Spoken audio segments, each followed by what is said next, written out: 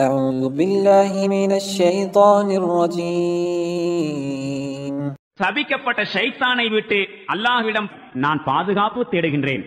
أقم الصلاة لدلوك الشمس إلى غسق الليل وقرآن الفجر إن قرآن الفجر كان مشهودا. சூரியன் நடுவானை விட்டு சாய்ந்ததிலிருந்து இரவின் இருள் வரை தொழுகையை நிலைநிறுத்தும். அதிகாலையில் ஓதுவதை கடைப்பிடியும். சின்னமாக அதிகாலையில் குர்ஆன் ஓதுவது சாட்சி சொல்லப்படக்கூடியதாகும்.